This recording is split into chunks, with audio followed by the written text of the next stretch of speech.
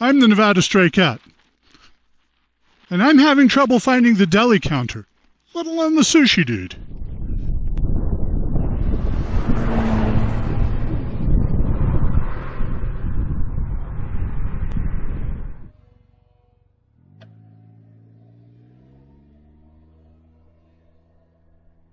I set out from Wendover in the morning, heading south on U.S. Route 93 alternate.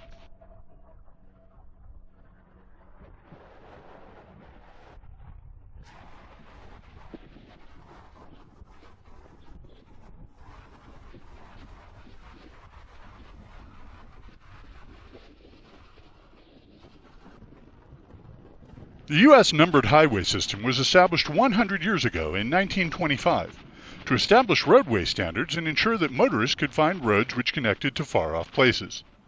Today, Route 93 stretches from Wickiup, Arizona, which is between Phoenix and Kingman, up to the Canadian border, where it meets British Columbia Route 93.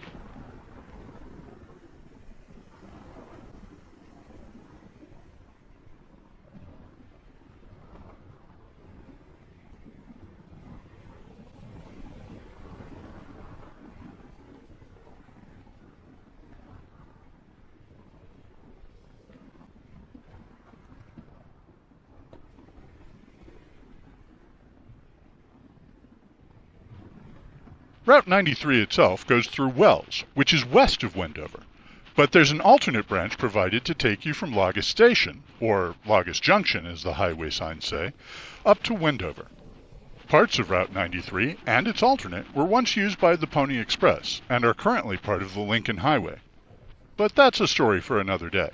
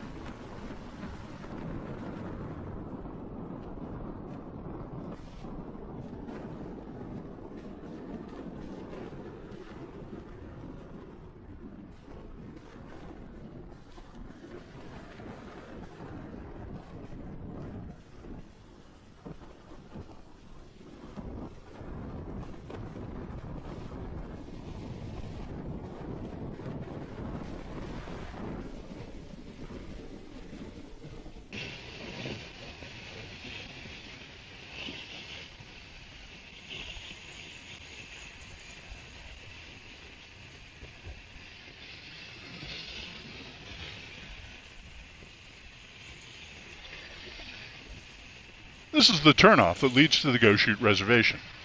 This particular reservation belongs to the Confederated Tribes of the Goshute, who are one of two Goshute tribes which are federally recognized and are part of the Western Shoshone people.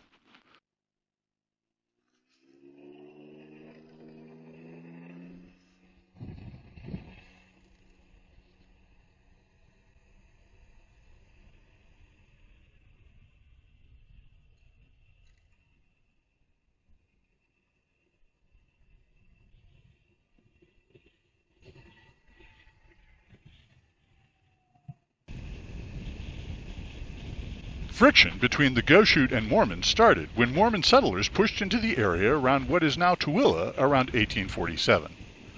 The usual sad and stupid story of conquest followed, until the U.S. Army forced the Goshute to sign a treaty in 1863, and the reservation was created in 1912. We're not going as far as the reservation today for two reasons. First, because I haven't been invited. Second, because the Rikers gas tank won't take me that far and get me back home again.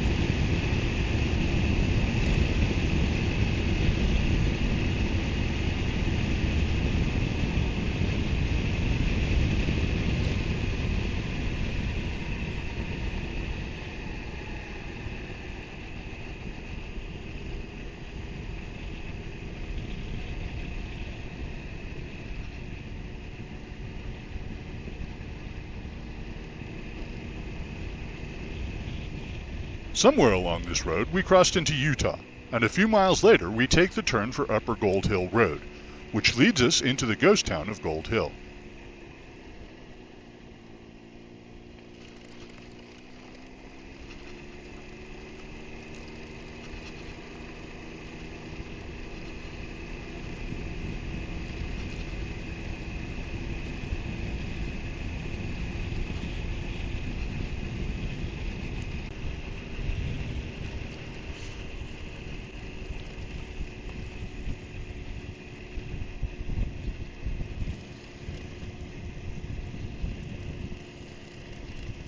Although the words ghost town bring up images of ruined buildings and tumbleweeds, I talked to a couple of local residents, and they say there are half a dozen people still living out here full time, with another dozen who come out on weekends or holidays. Although gold was first discovered here in 1858, settlement only began in 1871 when a smelter was built, and it wasn't technically a town until 1892. When the gold played out, copper was mined. When the copper played out, World War I created a demand for arsenic, and that was mined here. But within a few years of World War II's end, there was nothing left to mine which was economically viable, and the town died out, with the post office closing in 1949. Though the half dozen people still living here do still get a mail truck 3 times a week.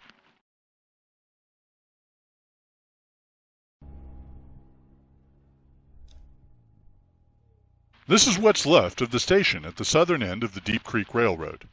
It was established in 1917, and mostly served to take ore from here up to Wendover. But it was apparently never very heavily used, and by 1939 it closed.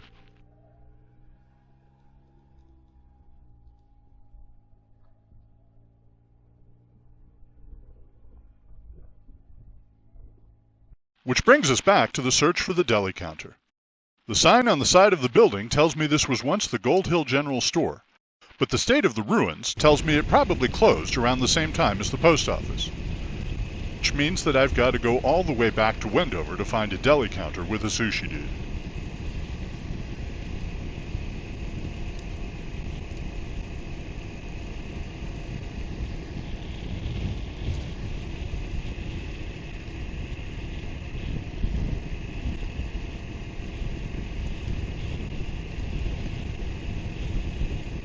Thanks for watching all the way to the end.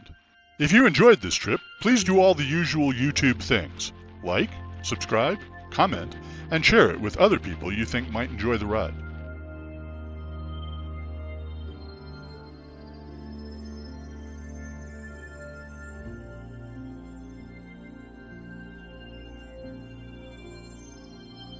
I'm the Nevada Stray Cat, and I'll see you around.